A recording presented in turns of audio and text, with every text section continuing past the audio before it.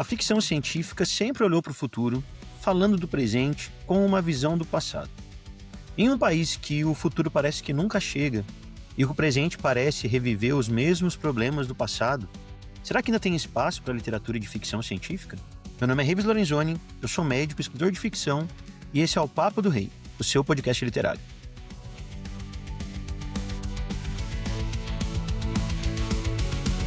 E para discutir o tema da ficção científica no Brasil, eu convidei aqui os especialistas que eu conheço de futuro e de ficção científica, a começar pelo Major Anderson dos Santos Costa, que é um dos maiores colecionadores de livros do Brasil, autor e também um maior fã de 2001, Uma Odisseia no Espaço. E aí, pessoal, tudo bem? Ó, 2001, Odisseia no Espaço é melhor que o Senhor dos Anéis, tá? Vem pra ficção científica, que o muro tá baixo e o mato ainda tá alto. Tem muita coisa para desbravar ainda. Realmente que a gente já se arrepende logo de cara do convidado, né? Mas a amizade tá aí.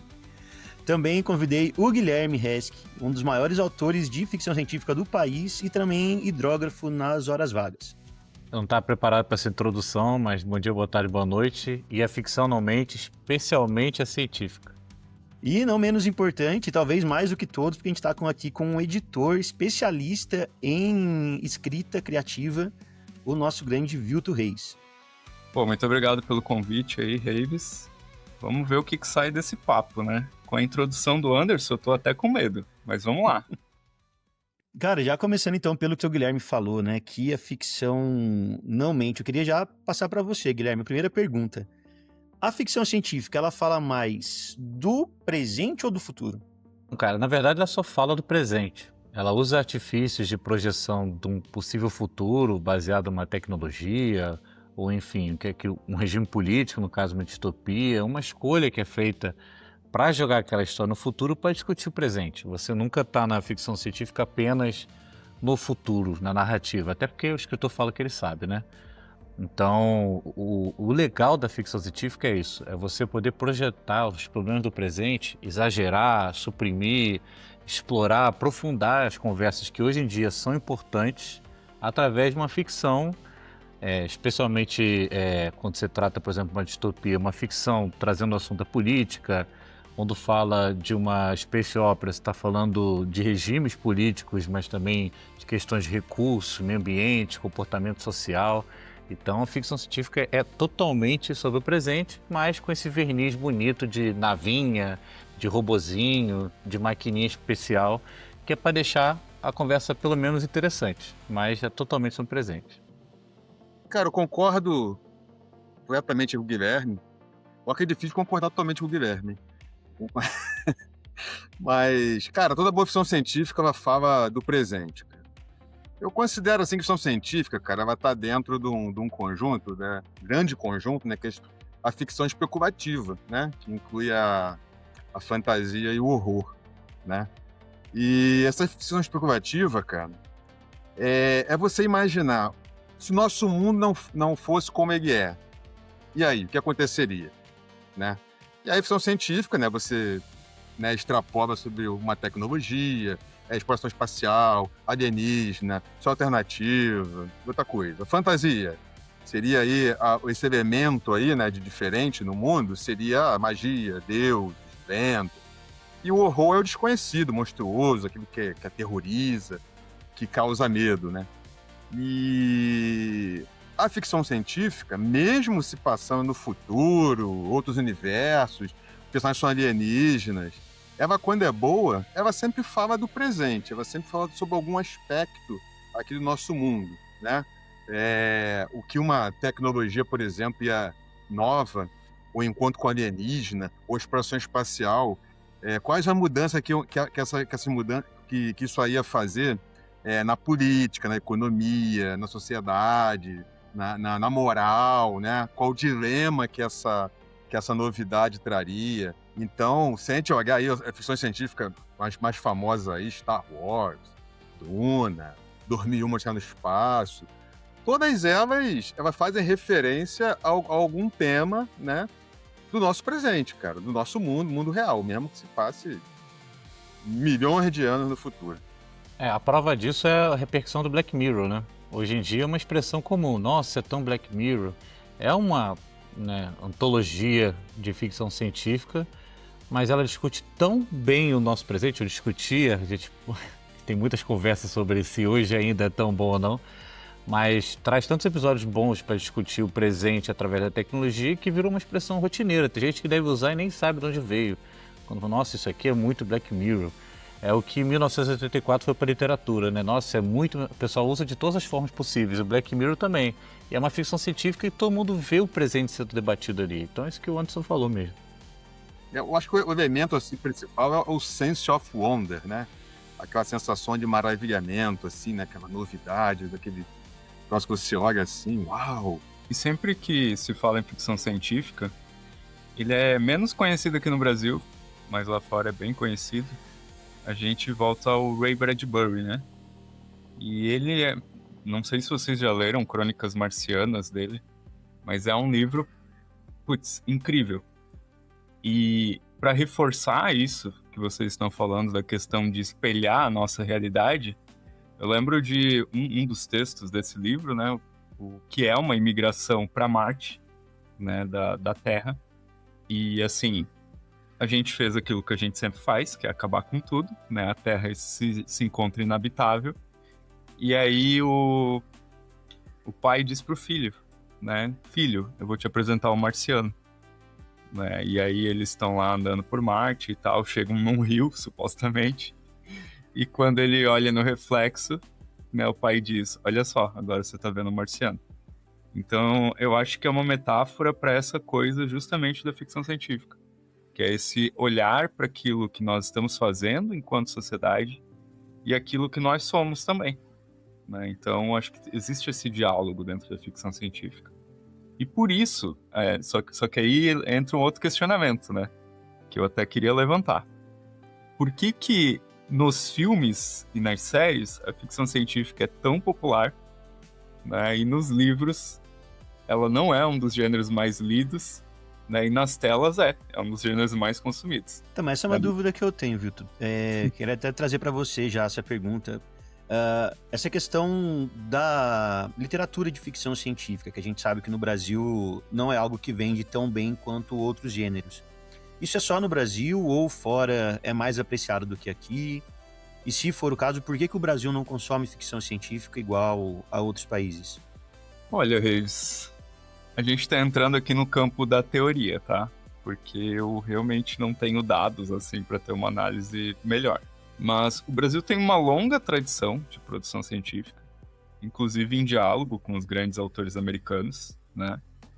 E continua publicando até hoje. A gente tem, sei lá, Leite Sibila, a gente tem o Guilherme Resch, um autor que eu recomendo, a gente tem Roberto Caruso, né, que também vai publicar pela Flive, e uma série de outros autores aí, a própria editora Draco, ela faz várias coletâneas, tem muitos autores publicando ficção científica. Agora a gente tem uma dificuldade de fazer com que o público leia ficção científica. E eu penso que talvez a resistência esteja no nome que foi dado ao gênero aqui no Brasil. Se fosse, sei lá, literatura futurista, vamos dizer assim, ficção futurista, eu acho que talvez seria mais chamativo do que ficção científica. E como os gêneros, na verdade, eles são rótulos comerciais, né, isso pega um pouco. Eu sei que nos Estados Unidos existe uma estrutura muito grande para quem escreve ficção científica, de prêmios, de revistas, só que também isso vem da quantidade de leitores que eles têm. Né? E aí eu não saberia dizer em outros países. Né? Mas a minha teoria é essa. Eu acho que o nome assusta um pouco o leitor brasileiro. O problema maior não está no gênero em si, mas como ele é apresentado no Brasil para os leitores, isso? Exato. E aí, um dado para se pensar, né? Eu trabalho no mercado editorial desde 2010, então é mais ou menos desde aí que eu tenho acompanhado mais de perto. E eu já vi alguns autores brasileiros, contemporâneos, entrarem nas listas de mais vendidos, né? De vários gêneros. Mas eu nunca vi um autor de ficção científica entrar na lista de mais vendidos durante esse tempo. E eu sei que não é por falta de qualidade dos escritores.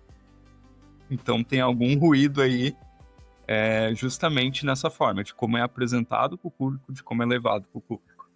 É um problema de rebranding, talvez, né? Assim como o aquecimento global foi um péssimo nome, porque quando está fazendo frio o pessoal fala que não tem. Eu acho que ficção científica é um problema, porque, partindo da sua resposta, inclusive, você olha a literatura, tem um problema de elitização, externa e interna, uma visão elitizada da literatura e um tratamento de parte de quem faz parte disso aqui elitizado também, uma forma de se mostrar algum tipo de separação, diferenciação de outros ali, como se fosse algo muito intelectual. E tu mete o nome científica no meio, que também, até pouco tempo atrás, o acesso ao conhecimento científico também era muito difícil. Então você cria duas barreiras invisíveis ali. Eu sou otimista para hoje em dia. Você falou, o Revis falou aí da Draco, a gente tem a Flive, que tem ficção científica, e a Aleph anunciou lançamento de autores brasileiros. Então, ela atraiu muita gente, ela cresceu muito com os nomes consagrados lá de fora, e agora está trazendo nomes muito interessantes, uma diversidade bem bacana de autores e autoras ali, de assuntos, mas de pessoas vivas, né, atuais da ficção científica brasileira. É uma questão complicada. Quando você falou aí da diferença de filmes e a literatura na ficção científica, eu acho que é o apelo visual, porque aquilo que o nome ficção científica não transmite... Você chorou no cantinho, né, Guilherme? Que eu sei a hora que eu falei. Aquilo que a ficção científica, como termo literário, não transmite, o visual, né, a imagem, os símbolos de uma tela transmitem. É o piu-piu da nave, né? Lá ele! É o sabre de luz brilhando, é um robô magnífico ali, e às vezes a coisa não é transmitida quando você simplesmente fala sobre o assunto. Até as capas tentam apelar para isso. Se você olhar para a própria Aleph, as capas sempre colocam essa coisa robô, sempre coloca coisa meio fantástica, que às vezes nem é exatamente o que aquele livro conversa, mas tenta apelar para isso, porque o visual do audiovisual é o que deixa mais fantástico a conversa nesse mundo. Enquanto na literatura você tem que convencer, passar essas duas barreiras que eu trouxe aqui e convencer para a pessoa, não, sabe aquela coisa de Senhor dos Anéis, aquela coisa de Game of Thrones? Tem outro caminho aqui que é interessante. Como é que você vai disputar essa narrativa sem um apelo popular? Olha, queria puxar um gancho aí. Concordo com vocês que a palavra ciência no meio da ficção científica causa algum problema assim. Eu acho que isso aí é um negócio, sei lá, cara, acho que é um negócio do ser humano, sabe? Eu ia até falar cultural, assim, dos Estados Unidos, do Brasil, da Europa, mas acho que é do ser humano, sim, cara. Porque é o seguinte, cara, a ficção científica nos Estados Unidos, ela vende bem, tá? Tem várias obras aí que vendem milhões de exemplares, por exemplo, uma série que eu gosto muito, atual aí, The Expanse, que virou até uma série literária, mas que virou uma série. Vende milhões lá.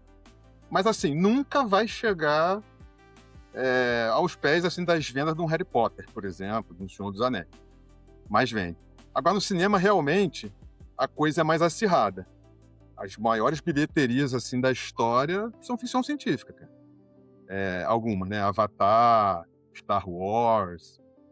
Mas a fantasia também tem, sei lá, os seus blockbusters também, né? O Senhor dos Anéis, Harry Potter, aquele Jogos Vorazes e tal. Star Eu acho Wars. que isso aí tem, cara, de uma coisa do ser humano mesmo, cara. O ser humano, acho que ele prefere, assim, como é que eu vou dizer? Como é que eu vou dizer isso aqui agora, cara, sem ofender a galera da fantasia? Deixa eu pensar bem aqui. Cara, por exemplo, as pessoas preferem muito mais assuntos relacionados à religião do que a ciência. Preferem muito mais a astrologia do que a astronomia. Preferem explicações fáceis do que complexas. Então, quando você coloca o termo científico ali na ficção, meio que causa aquela impressão daquela, vamos dizer assim, aquela arrogância da ciência, né? De querer estar sempre certo. Que essa coisa vai ser uma coisa ultra mega difícil, complicado de entender. Não vai ter aquilo que eu gosto, assim, que são romance, aventura, dilemas morais. Quando, na verdade, cara, qualquer tipo de ficção vai ter essas coisas, né? Inclusive a ficção científica. Até porque tem algumas ficções científicas que são meio cabeçuda mesmo, cara. Por exemplo, aqui, né? E por isso que eu, pensando bem aqui, eu ia falar que isso era uma coisa aqui do mundo ocidental, mas eu vendo agora, eu acho que lá no Oriente, por exemplo, é a mesma coisa, né? Não sei se vocês já leram ou viram essa série aí, aquela O Problema dos Três Corpos, né? Daquele chinês, do Cixin Liu, né? um troço ultra, mega, ultra cabeçudo, explora, assim, coisas assim no limite da ciência, assim. Fez até sucesso, mas, cara, aquilo ali espanta muita gente. E esse Cixin Liu, por exemplo, ele tem até um filme baseado na obra dele aí, que foi na Netflix, que é o... Esqueci o nome agora. É um filme muito doido lá, que a China tira... O Sol começa a diminuir de tamanho, aí o planeta... Não, o Sol começa a aumentar de tamanho, vai virar uma supernova, aí a China vai lá e tira a Terra da órbita. Já viu esse filme? Não, mas agora eu quero assistir. Isso Eu preciso aí, do nome dele. esse filme, cara, no ano que ele foi... É Terra à Deriva, lembra o nome agora, Terra à Deriva. Cara, foi uma das maiores bilheterias da história do cinema chinês, né? Aí tu pensa assim, pô, então lá eles preferem ficção científica do que fantasia. Aí vem esse desenho aí, né, eu acho que é Zen Na, né, no ano passado. Cara, foi a maior bilheteria do mundo no ano passado, e uma fantasia, entendeu? Eu acho que é uma coisa, assim, do ser humano mesmo, cara. Eu acho que o ser humano parece que prefere, assim, a fantasia à ciência, sabe? Até porque, né, Anderson, a fantasia é muito mais velha, né? Chegou muito mais antes que a ficção científica. Então a sim. humanidade está mais acostumada com ela e precisa dela, precisa dos mitos. E vou fazer uma outra cutucada ainda. Tem muita gente que trata a ciência como a religião dele. Que às vezes a pessoa não entende nada, né? E diz assim, um dia a medicina vai curar tal coisa. Baseado em que você está dizendo? Já não é mais método científico, é fé, né? Então, claro, o ser humano é cheio de contradições, né? Mas essas coisas, elas me saltam os olhos. E achei legal os dados que você trouxe da questão do que fez sucesso e tal. Eu acho que contribui na nossa discussão. Vitor, e falo mais, Vitor, aqueles assuntos assim que estão assim na vanguarda da ciência, né? Como, por exemplo, a física quântica. Cara, deve existir umas 20 pessoas no mundo que realmente entende o que é aquilo ali, entende aquelas formas, as implicações e tal. Mas, cara, é tanta gente que fala sobre esse troço assim, e fala de um jeito que parece que é religião, e muitas vezes mistura aquilo ali como religião mesmo. Trazendo uma questão que o Anderson levantou aí, que realmente a gente vê que todo ano boa parte das maiores bilheterias envolvem realmente a ficção científica. Só que a gente não vê isso refletido em venda de livro. Então, assim, vocês acham que, por conta de claramente as pessoas preferirem consumir a ficção científica através de séries, de filmes, o futuro dela passa mais pelo conteúdo audiovisual do que pela literatura? Vocês acham que talvez trazer mais imagens, mais diagramas para dentro dos livros de ficção científica poderia atrair mais desse público? Eu acho que é uma questão de comunicação. Eu tenho um editor, você já ouviu falar no Vitor Reis, que a gente estava conversando sobre um livro de ficção científica aí. Que Conheço, é bravo, é meu editor também. Vai falar no final aí. E a gente estava conversando sobre como comunicar essa história de uma forma que não seja só falando que é uma ficção científica. Porque a história não é só ficção científica. Tem história de amor, suspense, mistério, reviravoltas e tudo mais. Só que você fala ficção científica no início e traz toda essa comunicação que a gente trouxe aqui. Até porque científica, a ciência mesmo, não sabe se comunicar tão bem, infelizmente. Isso a gente vê na nossa realidade as consequências dessa dificuldade de comunicação. Então, eu acho que é um problema de comunicação. Não vender livro de ficção científica é uma dificuldade e eu acho que a questão é contornar isso, não é tentar enfrentar, tentar empurrar que a ficção científica é a solução. Fala assim, poxa, por que vocês estão assistindo Star Wars, por que vocês estão assistindo Duna e não estão comprando Duna? Não adianta essa discussão, eu acho que é contornar, é trazer referência, citar o audiovisual para falar do livro, é trazer para esse caminho, porque não adianta, é o que o Anderson falou, o Vilton falou, não tem por onde fugir. Essa é a realidade, né? A gente não pode brigar com a materialidade da coisa. A gente pode discutir, tentar evoluir, tentar dar uma pernada, falar que é um livro de amor e de ação e lá tem ficção científica, falar, viu, você gostou? Isso é ficção científica. Mas é uma construção, não é o agora que a gente vai vencer. Agora sim, só para fazer um comentário e tentar trazer uma outra percepção, né? Um gênero que está fazendo muito sucesso nos Estados Unidos é o romance sci-fi. Né, a gente tem a romantasia aqui, que é em histórias de amor, né, contadas em mundo de fantasia, e o foco é o relacionamento. E lá fora tá muito forte o romance sci-fi. Então é mundos futuristas, ou mundos distópicos, ou mundos, enfim, mas o foco tá no relacionamento. Então daqui a pouco a gente vai ver pipocando muito aqui, já tem alguns livros saindo. Já sabemos Mas a para nova ver tendência. que talvez essa seja uma porta de entrada, né, de várias pessoas que não liam ficção científica, que talvez comecem a ler por causa disso. Cara, eu sou pessimista pra caramba do futuro, assim, cada literatura, né? Porque, vamos lá, se eu colocar assim, as Você tá pronto para histórias, né? escrever sci-fi, né? Tá pronto para escrever sci-fi. Se você é pessimista com o futuro, bem-vindo. A distopia, né? Pra buscar a distopia. Vamos dizer assim, o futuro de contar histórias, né? E a gente pode englobar aí o cinema, TV, quadrinhos, literatura. Cara, não só aqui, né, no Brasil, como lá fora também. E eu digo mais, toda literatura vai ter esse problema, cara. Não vamos ter como ganhar do audiovisual, cara. Porque, cara, uma história ali no cinema, cara, a gente senta ali 2, 3 horas ali, a gente assistiu. E aquela mesma história num livro, a gente vai levar horas, às vezes dezenas de horas, que a gente vai ler isso aí em dias e tal.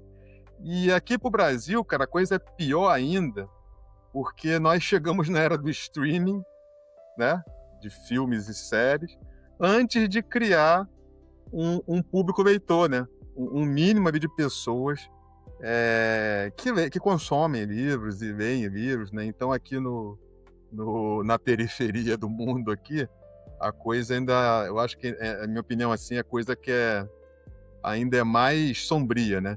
E o audiovisual, cara, hoje, eu acho que é principalmente nos Estados Unidos, né, é onde mira-se todo escritor, cara, todo autor de histórias em quadrinhos e literatura, né, porque é o caminho para ficar milionário, né, é você escrever um livro e aquilo ali ser adaptado para o cinema. E até uma coisa aí que o Vitor falou, cara, sobre assim, os grandes autores brasileiros, né, nós realmente temos muitos autores bons, o Jorge Luiz Calife, o Roberto Souza Causo, o Gerson Lodi Ribeiro, Flávio Medeiros. Cara, tem muita gente boa, mas eu acho que esse pessoal, assim, eles não conseguiram, né, assim, vamos dizer assim, enormes vendas, ficar rico da literatura, né? Que eu acho que nesse campo aí, eu acho que a exceção, acho que é só o Eduardo Spohr e o Bianco mesmo, né, cara? São caras assim que furaram a bolha, né? Mas eu acho também que eles não conseguiram ainda, cara, talvez, por não ter lançado assim na hora certa, né? Isso não vale nem só para ficção científica, qualquer um, né? Eu acho que a hora certa, por exemplo, o Vilto falou aí da romantasia, né? Cara, se eu hoje tivesse um livro, né, com esse tema, nessa época, pô, ia me dar bem. Enquanto se eu lançasse ele, sei lá, 10, 20 anos atrás, pode ser que não chamasse atenção, né? Tem também isso aí também, né? A questão, assim, da sorte, né? O que está movendo o mercado naquele momento e se você lançou o livro naquele momento. Eu acho que tem muito esse componente sorte também. Vitor, trazendo então esse levantamento do Anderson, como que é a visão hoje das editoras, de modo geral, para ficção científica? É algo que tem despertado interesse? É algo que eles escanteiam um pouquinho mais por conta da preocupação com as vendas? Assim,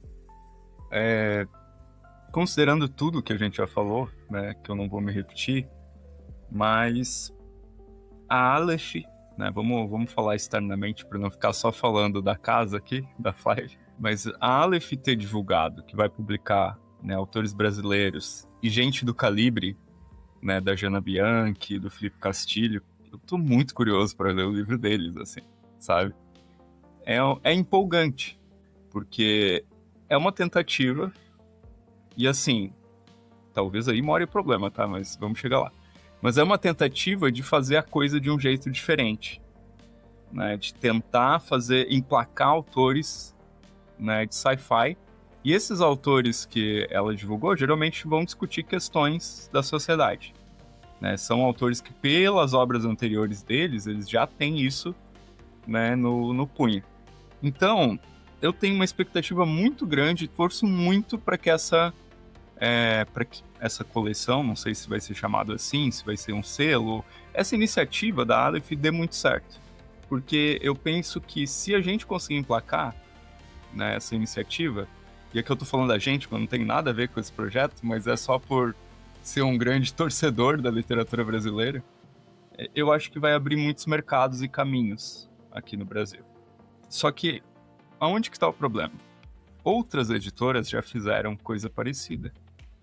Só que fizeram a primeira rodada de lançamentos, as vendas não corresponderam e desistiram.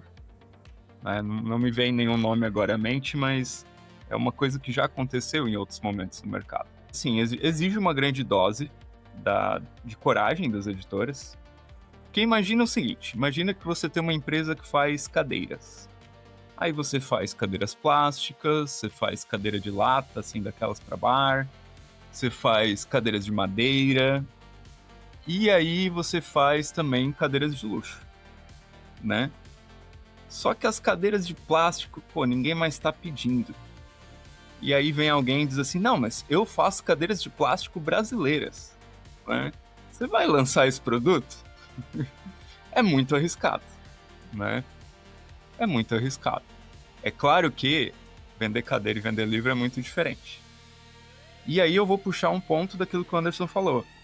Realmente, a gente não tem como competir com audiovisual, gente. Isso aí esquece.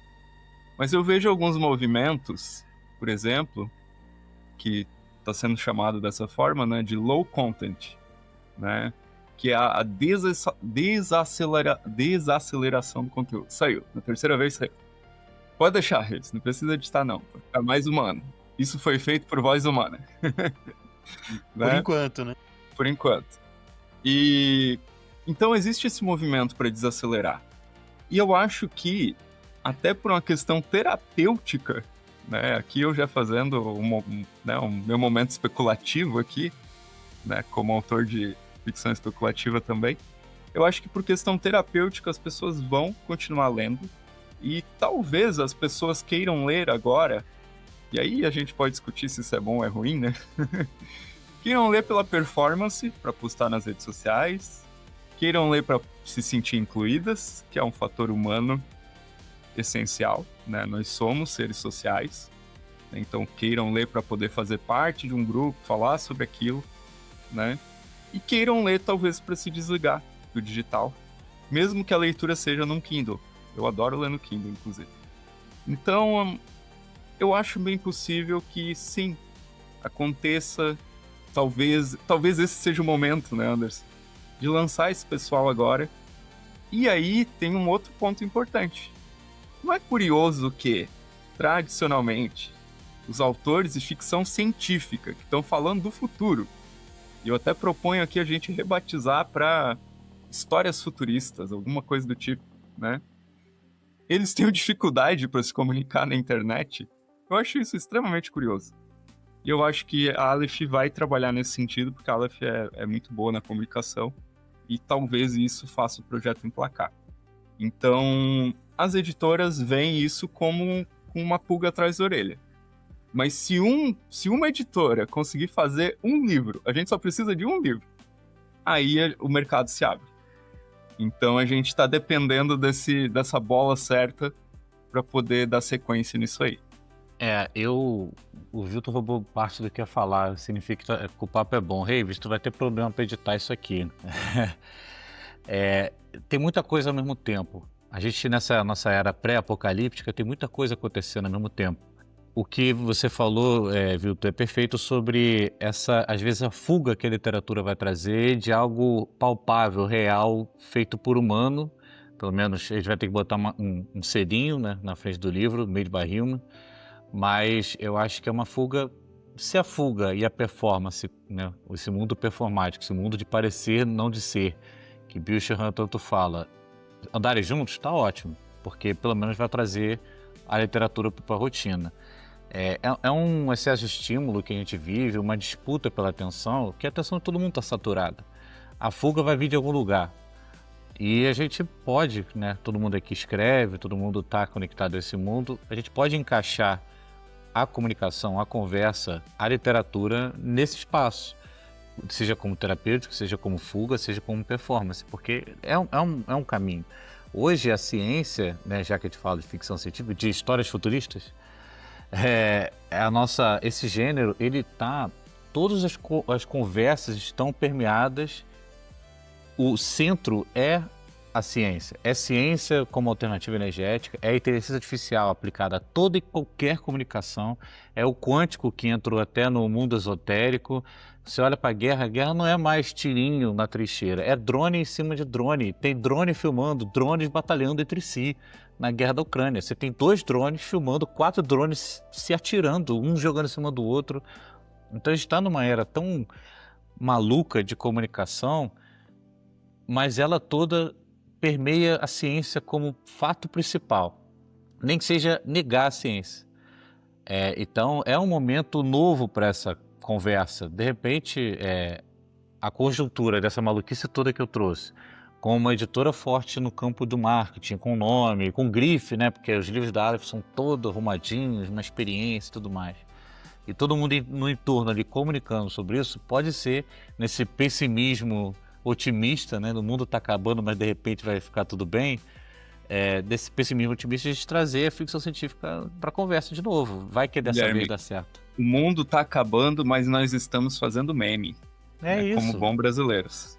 Porque vai fazer o quê? É melhor fugir rindo. Vai fazer o quê? Vai ficar chorando? Cada dia que tu abre a notícia é um apocalipse novo, né? Vou fazer um comentário aqui de 2 partes, né, sobre essa questão das editoras, né. A primeira, vamos para a ficção científica nacional, né. Cara, infelizmente, existem pouquíssimas editoras dispostas a publicar ficção científica nacional, né. Como o Vilto e o Guilherme já falaram aí, agora nós temos a Five, nós temos a Draco aí, que publicou grandes escritores de ficção científica nacional aí, como... E da fantasia também, né, como o Vilto Reis, mas também publicou Gelson de Ribeiro, Flávio Medeiros, vários outros aí. Nós tivemos aí há algum tempo também a editora Tarja, né, que publicou também muita gente boa, infelizmente Saudades da falecida, tarde. né? Eu tava vendo até no meu lado aqui, cara, essa autora aqui, se alguém conhece ela, Cristina Lazaites, esse livro aqui, ó, Fábula do Tempo da Eternidade, cara. Cara, uma das melhores coletâneas de contos que eu já li, cara, lançado pela Tarja e tal. Não sei porque que isso não vendeu milhões de exemplares, né? Mas infelizmente é assim. E agora eu vou me contradizer aqui no que eu disse, né? Eu dizer que eu achava que o nosso futuro aqui era meio sombrio. Mas, por outro lado, cara, assim, na ficção científica como um todo, eu acho que nós estamos vivendo o nosso melhor momento, cara. A gente fala muito da editora Aleph, né? Porque afinal a editora Aleph pode-se dizer que é a maior editora de ficção científica no Brasil hoje, né? Porque a casa dos grandes clássicos aqui, né? Do Arthur C. Clarke, Isaac Asimov, Philip K. Dick, Robert Heinlein, Frank Herbert, né? Do Duna, William Gibson. E agora tá publicando os novos, tá fazendo sucesso lá fora, né? O John Scalzi, Martha Wells, um monte de gente aí que tá vendendo pra caramba lá fora, sendo adaptado pra TV, pro cinema, ganhando uma série de prêmios. Mas eu queria falar aqui também sobre uma outra editora que as pessoas falam pouco nela, cara, mas, cara, eu tava vendo o catálogo aqui, tá publicando muita coisa boa científica, que é a editora Morro Branco, cara. A editora Morro Branco publicou aqui o Kindred, né, da Octavia Butler, tá publicando um livro da Ursula Le Guin também, né, que é aquele Floresta é o Nome do Mundo, Feiticeiro Terra-Mar, né, não é ficção científica, é fantasia, mas é dela também. Salmo para um Robô Peregrino, né, que eu acho que deu até... Beck Chambers, né? Fora, né? Um que eu li, cara, em inglês, eu adorei esse livro, cara, um livro chamado Herdeiros do Tempo, de um cara chamado Adriano Tchaikovsky, eu acho, sei lá como é que pronuncia essa porra nesse cara. E começa a ver que a editora publicou ele, entendeu? A editora Morro Branco, uma editora que tem que prestar atenção aí. Mas, infelizmente, essas grandes editoras ainda não deram chance, né, para o autor nacional, né? Como vocês falaram aí, agora a partir desse ano vai começar, né? Vamos ver aí como é que vai ser e vocês vão levar isso aí para frente, né? Tô torcendo muito aí e também parabenizar aqui, né, a editora Five, cara, que tá dando uma baita de uma chance aí pro autor nacional iniciante também em qualquer gênero, né? Mas também na ficção científica, né? Como o nosso amigo Guilherme Rex aí, que já lançou uma ficção científica aí pela editora Five.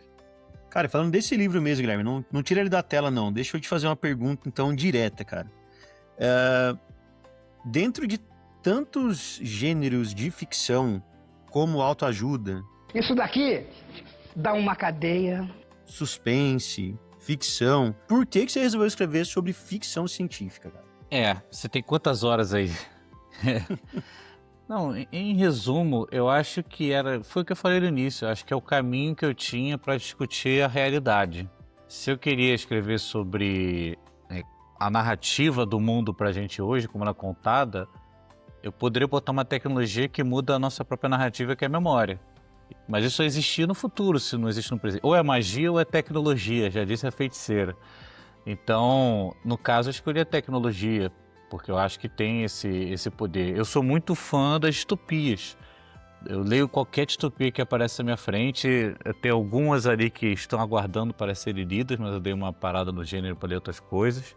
E então, a distopia é um subgênero da ficção científica, porque a gente extrapola alguma coisa futurística ali, sempre pro campo social, mas você pode aplicar uma tecnologia. Então, eu quero falar sobre alterar a própria memória das pessoas, que é o último campo de desconstrução narrativa, de segurança narrativa que a gente tem.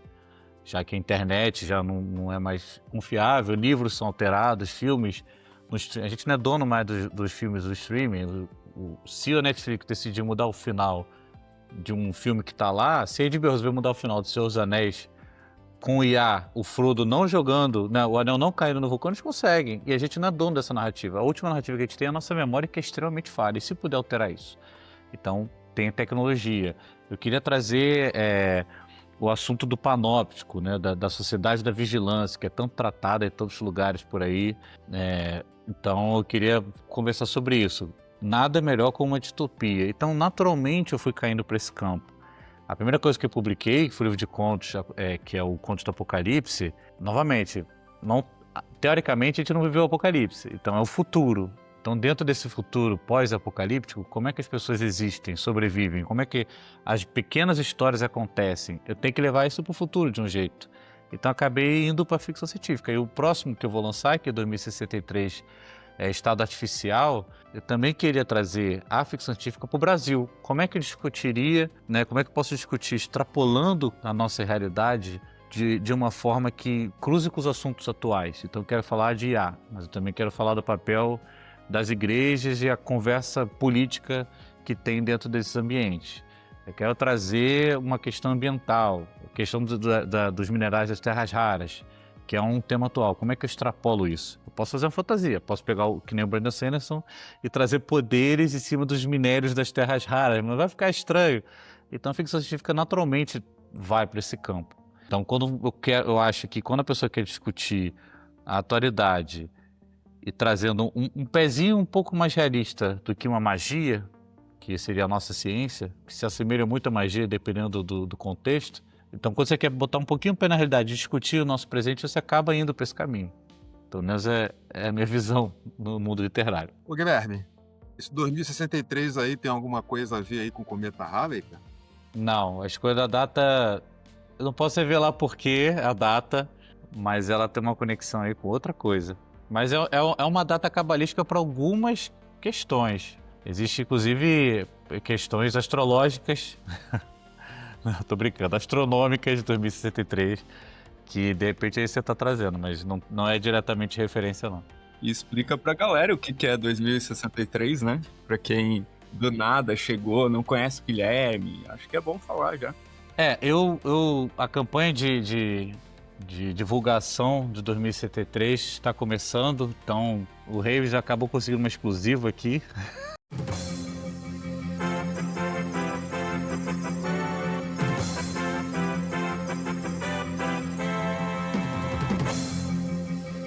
Porque a sinopse ainda não foi revelada, mas eu acho interessante esse momento aqui que a gente está trazendo um assunto tão importante para o gênero, a gente falar sobre isso. Cara, 2063, Estado Artificial, traz a história de um assassino de aluguel que ele só quer fazer o trabalho dele por uma razão de um projeto pessoal dele de vingança, só que ele acaba envolvido num combate, num embate no Brasil do futuro, do Brasil de 2063, entre forças muito antagônicas, uma força religiosa e política, de um pastor senador que tem a polícia na mão dele, e uma ideologia tecnologista, que são pessoas que têm a crença verdadeira que a IA deveria governar a humanidade, que não tem mais espaço para o ser humano ali, mas sim as inteligências artificiais deveriam governar todas as decisões para a gente simplesmente cumprir. Então ele acaba sendo colocado no meio desse embate, no meio dessa trama, mesmo não querendo, e ele tem que decidir se ele vai tomar uma decisão para isso ou não, se vai fugir da possibilidade de mudar o mundo, né, mudar o Brasil, que já envolve o passado dele, um embate que já envolve o passado trágico dele, ou fugir. Então, é por aí que essa história de 2063, Estado Artificial, vai tratar. Por isso que o título, né, Estado Artificial, brinca com o Estado não ser natural, inteligência artificial, foi por aí que eu encontrei esse título. Mas acho que tem algum problema com esse livro, porque eu tô jogando dinheiro aqui no meu teclado e não tá caindo aqui para mim o livro, para eu ler ainda. Quando que vai sair esse livro? Quando que a gente vai poder comprar?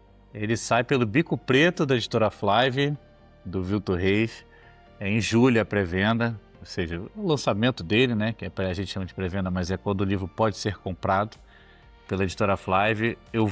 Qualquer um que no final a gente vai fazer o nosso jabá, falar um pouco sobre nas redes sociais, eu vou falar muito sobre isso, eu vou encher o saco das pessoas falando, trazendo comparações, trazendo o máximo de informações possíveis sobre essa história, comparações, referências, para a pessoa entender o que está ali, para ver se quando jogar o livro na tela, ele te devolve já uma data de entrega e um código para você acompanhar os correios.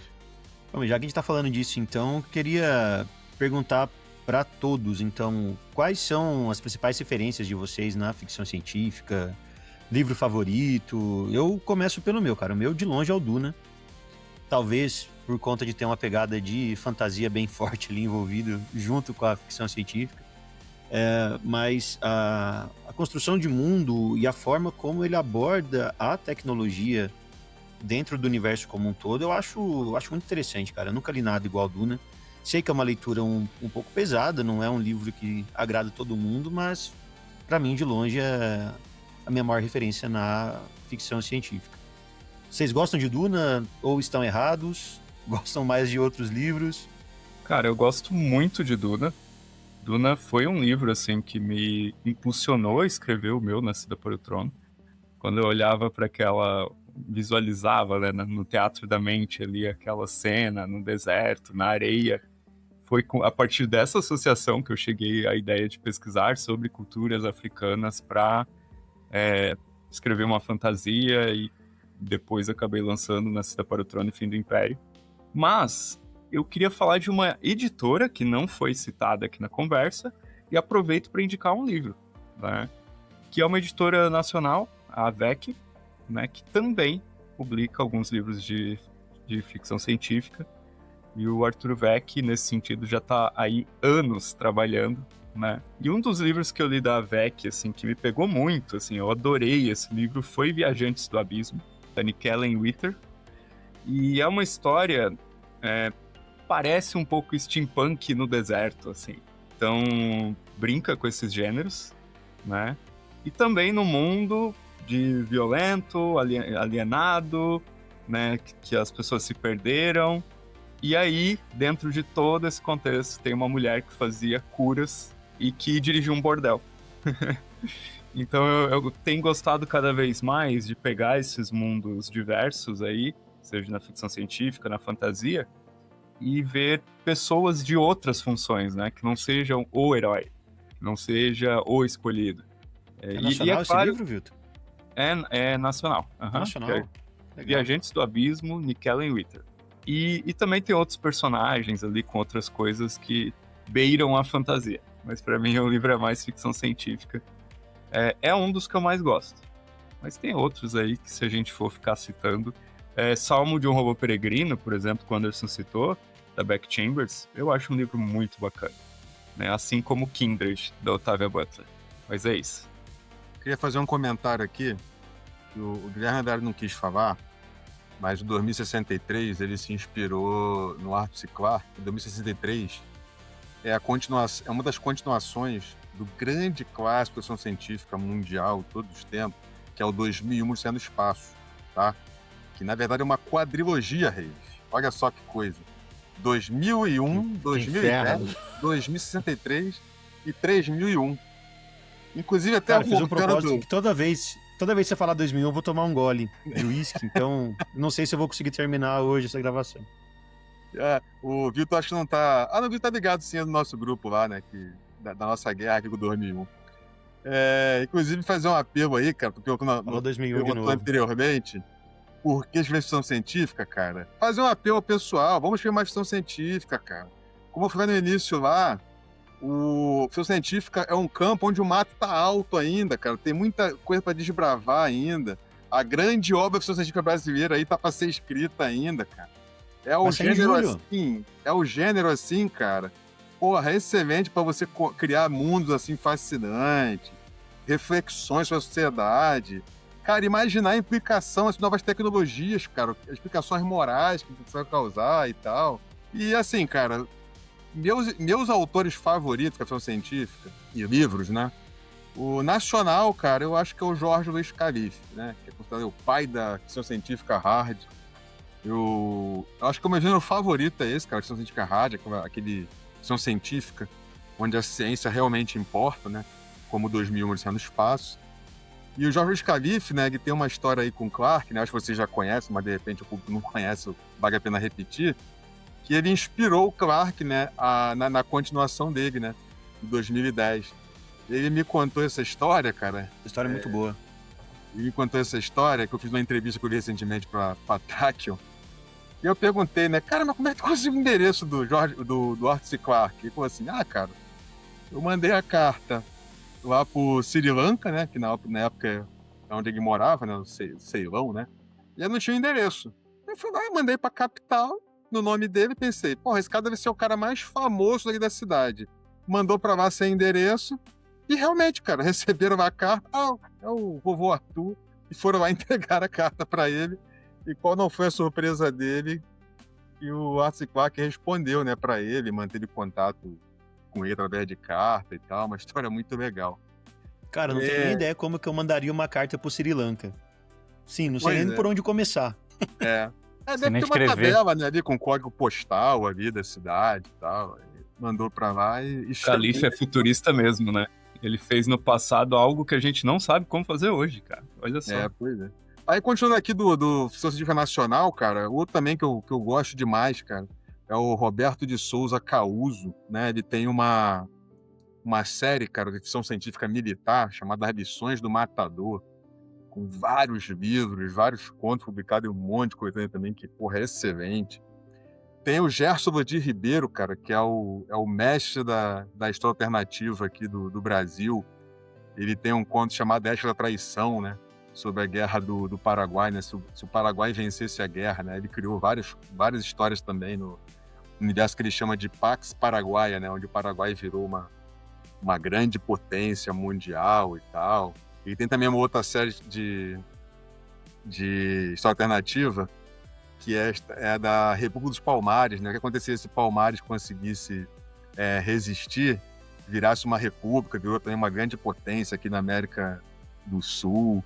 E outro também, cara, um pouco mais recente, cara, é o Flávio Medeiros, cara, que ele escreveu 2 dos melhores contos que eu já vi na minha vida, cara, que não deve nada a qualquer conto, qualquer escritor ali de ficção científica americano, cara, que é o Pendão da Esperança. Esses, assim, nacionais, cara, assim, esses são os meus autores favoritos, assim. Cara, antes de dar a palavra pro Guilherme, eu queria emendar essa lista de nacionais e recomendar o do Gilson, acho que é Gilson Silva da Cunha. Gilson Cunha? Gilson Cunha, onde Kombi alguma jamais esteve, alguma coisa assim, cara. Velho, é uma pegada Douglas Adams, que é maravilhoso, cara. Maravilhoso. Ele é muito bom esse livro, cara. Muito maneiro mesmo. Se não conhece, aí, ó, que é uma porta de entrada da ficção científica nacional, com diversão, recomendo demais o livro do Gilson, cara. Eu tô com esse aí para Kindle para ler, mais um que tá na lista, mas esse aí vai ser lido em breve. Bem, eu vou emendar aqui nas referências e algumas indicações nacionais. Bem, você falou uma delas, James Douglas Adams. Apesar de eu ainda escrever muito sério, eu acho que a escrita do Douglas Adams é a melhor forma de você trazer as conversas que ele quer trazer ali. Então, Douglas Adams é o primeiro deles que eu coloco nessa lista. Asimov, e pior que eu ainda não li Fundação. Mas tem um conto chamado A Última Pergunta, que é brincadeira, É brincadeira aquilo ali. Não precisa gostar de ficção científica para ler. E O Fim da Eternidade, que é uma história que não é tão comentada dele, mas é sobre viagem no tempo de um outro jeito. Eles são agentes do tempo, que eles têm que ajustar as coisas para as coisas funcionarem como deveriam funcionar. Mas ele vai para um outro caminho ali. Mary Shelley é considerada a primeira, né? O Frankenstein. Que é Caleguin, não sei meu francês, desculpa meu francês. Caleguinha, que é a Mão Esquerda da Escuridão, aquilo tudo. Philip K. Dick, Blade Runner, mas eu também trago o Quarteto Fantástico da Distopia, né? Começando com esse aqui, ó, Make Oral Fiction Again. George Orwell é inevitável. O Bradbury, como o Vilton falou, tanto com Fahrenheit quanto com Crônicas Marcianas. Aldous Huxley é outro inevitável desse assunto. E o que às vezes não é tão falado, mas Laranja Mecânica, do Anthony Burgess, né? Eu acho que esse é o nome desse nosso rapaz muito louco. Ele também é uma referência inevitável para a ficção científica. E para fechar essa pequena lista, Jorge Luiz Borges, nosso colega argentino, porque o Ficções mudou minha forma de olhar as fronteiras que você pode escrever ficção científica. Ele vai pro onírico se deixar, ele vai pro muito louco, mas ainda é ficção científica de certa forma, então é muito legal. Dos nacionais, eu sempre tento levantar a bola dos amigos. Eu começo com a Carol Façanha, que ela tem uma distopia, que o nome... posso estar falando besteira, mas Androides Rebeldes Sonham com a Morte, que é uma distopia em que as pessoas, né, os maridos podem reaproveitar o cérebro das esposas que morrerem e colocar em ciborgues, para um eterno ciclo de sofrimento ali. É uma história muito forte, ganhou prêmio e tudo mais. É uma colega tanto de editora, mas de nacional. Ali, o Ale Santos, ele tem o nosso... que no afrofuturismo não necessariamente fala de ficção científica, mas eu considero, pelo menos o que eu conheci dele, também como ficção científica. Brasil Despedaçado, uma antologia pouco falada da editora Flive, que combinação interessante de contos. São autores diferentes, mas tem uma cronologia nos contos deles, cada um quis contar uma coisa e a coisa se conversa. Com certeza seu trabalho é hercúleo para organizar aquilo ali. Portaria 9, eu tinha anotado aqui, quase esqueci do Rodrigo Pontes, é muito interessante também. O mundo passa fome, há uma divisão geográfica com muros e tudo. E para fechar, Olhos de Pixel, Lucas Mota, ganhador de Jabuti, né, Vilton? Mas que, infelizmente, ainda é pouco falado nessas nossas conversas, nas conversas sobre ficção científica. Curiosamente, no ano que eu fui jurado, hein? Por isso que eu puxei o bonde do Vilton. E para você ver que na nossa conversa, um livro vencedor de Jabuti, que deveria, no dia seguinte, se tornar o mais vendido por semanas e mais semanas, não necessariamente isso é um efeito que acontece por tudo que a gente conversou. Tanto da literatura no geral, do elitismo, da separação, quanto da ficção científica pedindo ajuda. Então, quem puder anotar pelo menos um desses autores aqui. Eu estou fazendo leitura beta de uma ficção científica muito interessante, com faroeste, de um autor aí que saiu da fantasia, foi pro suspense e agora está indo para esse caminho. Mas eu não vou revelar muita coisa não, porque vai que ele é o host desse podcast, aí é complicado. O cara tá atirando para todo lado, cara. Escreveu 3 de fantasia, foi pro suspense, agora tá na ficção científica. E tudo com, maestria. Tô tentando. Cara, eu, pra falar a verdade, vou puxar a sardinha, então, pro Brasil Despedaçado, cara, que foi uma organização lá do Thiago Cabelo, da Oficina Literária, que teve uma ideia muito doida de juntar, realmente, acho que por volta de quase 20 contos, né? Então, cada um de um autor diferente, onde a gente conta uma história praticamente única. Só que cada um conta um trecho dessa história, né? Que é a história do Brasil como a última potência do mundo. O mundo inteiro se arrebentou por conta de uma guerra nuclear e o Brasil foi preservado porque tinha comida, tinha água e acabou se tornando aquela potência. Cara, é muito interessante ver justamente como que essas histórias se alinharam para contar uma história só.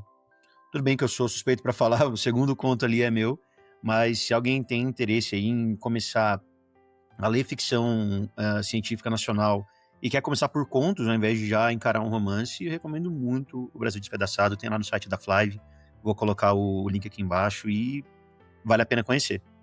Eu vou acrescentar aqui, eu só falei dos autores nacionais, cara, mas queria também chamar a atenção aí para alguns autores estrangeiros, cara. Eu acho que o principal deve ser o principal autor de ficção científica hoje, que é o John Scalzi, né? Cara, quem não leu Guerra do Velho, para tudo que está fazendo e vai ler agora, porque é muito, mas muito bom. Tem também dele o Red Shirts, né? Que seria seria uma história assim, tipo uma fanfic do Jornal das Estrelas, da Enterprise, com aqueles caras do camisa Comprei essa semana, cara. Chegou essa semana aqui em casa. Porque parece que aqueles caras camisa vermelha sempre, que são espiões ali da nave, sempre morrem, né? Aí ele imagina o que aconteceria se esses caras, quer saber, não vão morrer não, vamos fazer uma revolução aqui. Tem também o deles encarcerados, cara, só livro foda. E a minha série favorita dos últimos tempos aí, cara, The Expanse, do James S.A. Corey, né, que na verdade não é um nome real, né, são 2 autores, né, é um pseudônimo de 2 autores, né, tal de Daniel Abraham e Ty Frank. Os dois também têm as suas obras separadas, obras de fantasia e tal. E, cara, uma coisa também que eu reparei nos últimos anos, cara, é como tem aparecido escritoras, tá? Escritoras foda, cara. Por exemplo, tem a Anne Leckie, que ela criou uma série chamada Justiça Ancilar, foi publicada aqui no Brasil, tudo pela Aleph. Essa história Esse tá na minha lista foda. também. É assim, cara, um negócio assim totalmente inovador, a forma como ela narra aquela história. É difícil até de explicar, cara, mas é só lendo mesmo, cara, só lendo mesmo. Um negócio assim muito bom, ganhou 2 prêmios lá. Tem essa agora também do Diário do Robô Assassino, exatamente, cara. Martha Wells. Cara, outra muito boa também. Tem muita coisa boa sendo lançada, né, lá fora. E uma coisa que eu acho muito legal é que as coisas estão chegando aqui no Brasil, cara. Coisas assim que não chegariam hoje, estão chegando, e chegando até rápido, cara. A Aleph, por exemplo, fez uma live no final do ano agora, com os lançamentos de 2026, cara. Cara, um monte de troço que foi lançado ano passado mesmo. Já vai chegar aqui no Brasil esse ano. E é só reforçar Mão Esquerda da Escuridão, tá? Que pra mim é o melhor livro da Ursula Le Guin, tá? E eu li os livros do ciclo Terra-Mar e outras coisas dela, mas pra mim a Mão Esquerda da Escuridão é imbatível. O livro de escrita dela também indico pra caramba, que saiu aqui pela Seiva, é Como Criar Histórias, se não me engano. Ótimo livro. Eu diria que para escritores de fantasia e ficção científica é o livro mais indicado que tem publicado aqui no mercado brasileiro. Ele muda a sua escrita, ele muda como você olha a escrita, porque não é um manual, é um debate muito bom. Exatamente. E é uma escritora que eu acho que todo mundo precisa conhecer. É base. Digo mais, se ela fosse um homem, que ela começou a publicar na época do Tolkien, né? Um pouquinho depois ali. Se ela fosse um homem, ela teria sido tão conhecida como Tolkien, mas ela era uma mulher. Então, eu acho que fica aí a dica também pro pessoal ler. Cara, tá anotada a dica, só vou ter que dar um tempinho maior pra ler, porque eu, pra minha vergonha, não gostei de Feiticeiro de Terra-Mar, cara. Tentei, não gostei. Putz, daí todos os livros pra mim da Úrsula foi lá pro final da fila, mas sei que, principalmente esse livro dela sobre escrita é uma referência, então provavelmente partirei pra ele. Não gosto Feiticeiro muito Terra-Mar? do ciclo Terra-Mar. Então, bem-vindo ao prefiro paredão de fuzilamento, então, porque é quase uma blasfêmia citar isso, cara, e pra mim não rolou, não. Cara, a Ursula Le Guin, cara, ela é conhecida assim como a rainha da ficção científica, cara. Ela, se eu não me engano, acho que foi a primeira autora a ganhar aquele prêmio de ficção científica. São 2 prêmios. Hugo e Nébula. Acho que ela foi a primeira a ganhar. Nébula é o de ficção científica, né? É porque parece que um é dado assim pelos críticos, né? Da ficção científica, e o outro dado pelo público, né? A votação lá do público. Mas ela já ganhou os 2 e tal, década de 70. Década de 70, quando ela surgiu assim, na década de 60, ela era uma das únicas mesmo, uma das poucas mesmo. E agora um negócio engraçado, né, as questões das mulheres aí, e agora se inverteu, cara. Eu acompanhava nessa premiação, eu lembro que na década passada, né, ali de 2010 até 2020, cara, eu acho que dos 10 prêmios, eu acho que teve só um que foi pro John Scalzi, pelo Red Shirt, se não me engano.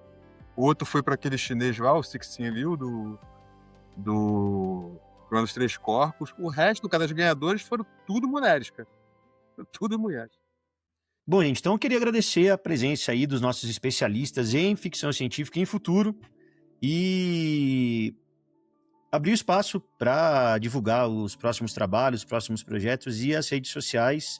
Começando agora pelo contrário, então, vamos começar com o Vilto. Vilto, e aí? O que a gente tem pela frente com os seus trabalhos aí à frente não só como um editor, mas também como um autor? Pois é mais uma das frentes, né? Cara, eu vou escolher duas coisas pra falar, porque a última vez que eu sentei pra arrumar meu Linktree, eu botei 10 links lá de coisas que eu faço. Então, bom, pela Flive, né, eu estou à frente do selo Bico Preto. É um selo de curadoria, não é um selo editorial. Então isso significa que os livros que saem com o meu selo atrás são aqueles que eu assino embaixo, que eu boto minha mão no fogo. Então, o livro do Guilherme vem aí, né, em julho. É um dos livros que eu tô com alta expectativa. E em julho também sai o novo livro do Roberto Causo, né? Então, vamos ser 2 autores aí de ficção científica fortes lançando em julho. E esse é um dos meus trabalhos. O meu outro trabalho é ser professor de escrita criativa, né? Tem um canal no YouTube, é só pesquisar pelo meu nome. E o meu outro trabalho é escrever livros também. Afinal, eu trato a minha carreira como um trabalho. E esse ano eu tô fazendo aí uma virada de chave, tal qual o Reives Lorenzoni. Eu já publiquei um mistério meio sobrenatural, publiquei fantasia épica, e agora eu estou indo para os livros de vampiro, né? Então, na verdade, se a gente fosse olhar com a nomenclatura de 10 anos atrás, seria fantasia urbana. E agora em março de 2026, eu estou lançando o primeiro livro num universo de histórias de vampiro que se passam em universidade. Só que nesse livro eu vou ambientar a história em 1822, onde vai existir uma máfia de vampiros em Londres, e vou misturar com personagens históricos. Vai aparecer Lord Byron, vai aparecer o rei George IV, né? E também vai explicar a origem da Universidade de Vampiros. Então, é uma nova proposta, uma nova história, mas, enfim, vai ser lançada na Amazon e vamos ver o que o público acha aí. Cara, então vai ser uma ficção histórica de vampiro? Uma ficção histórica de vampiro com máfia em Londres, numa Londres pré-vitoriana, né? Porra! Tudo isso? Então vai ter alguma coisa que vai agradar o leitor, não é possível, né? Tem de tudo e tem um no livro, casal, alguma claro, coisa vai tem agradar. a parte do romance, tá? Então, é pra todos os gostos. Pra março agora, então, na Amazon, isso? Isso aí. Então isso esse aí. mês já vai ter o lançamento, o link já vai estar aqui embaixo também, pessoal. De tudo que a gente conversou aqui, os links também estarão aqui E embaixo. muito obrigado novamente, Reives, pelo convite. Eu sei que quando você coloca a mão em algum projeto, esse projeto vai ser um sucesso. Então, espero que venham muitos programas por aí. Agradeço aí a honra enorme de você estar aqui com a gente. Senhor Guilherme Reschke, e aí? E aí? Só nos videozinhos agora? Vai fazer as dancinhas do TikTok para lançar o livro ou ainda não? Não, as dancinhas são por hobby mesmo, tá? O Vilton falou do Linktree, e quando eu fui botando as coisas, as frentes que eu abri nos últimos tempos no Linktree, eu realmente fiquei um pouco assustado. Eu me perguntei, será que eu tô maluco? Eu respondi, não, você tá falando sozinho, tá tudo certo. E aí eu continuei com o meu projeto. Primeiro, o mais importante, eu sou escritor. Como a gente já conversou aqui, eu tenho uma distopia com história de amor, com muitas surpresas e reviravoltas, chamada Condenação da Memória, uma coisa tanto do campo do existencialismo quanto do campo das surpresas e revelações, então tem de tudo um pouco para quem gostar. Sou autor também do Contos do Apocalipse, que eu já citei aqui, não vou me repetir, contos que se passam sobre a pergunta o que você faria se sobrevivesse ao apocalipse. E em julho vem 2063, Estado Artificial, que eu soltei aqui uma pré-sinopse do nada para prestigiar esse convite maravilhoso do Reives. Eu estou muito empolgado porque é um livro que eu me desafiei a escrever com mais síntese, uma coisa que eu queria entender de que forma eu consigo contar aquela história sem perder as reflexões, as conversas, os debates, as ideias, mas com capítulos curtos e com os acontecimentos um atrás do outro correndo ali sem tirar o fôlego necessariamente o tempo todo. Então é um livro mais curto, com mais impacto, é mais porrada mesmo. E a ideia é essa, é trazer essa diferença de possibilidade da ficção científica enquanto o Coordenação da Memória é reflexivo, existencialista, distopia, discute um monte de coisa. O 2063 vai discutir um monte de coisa sobre o Brasil, mas é cyberpunk, então tem que ter o punk do cyber ali na história.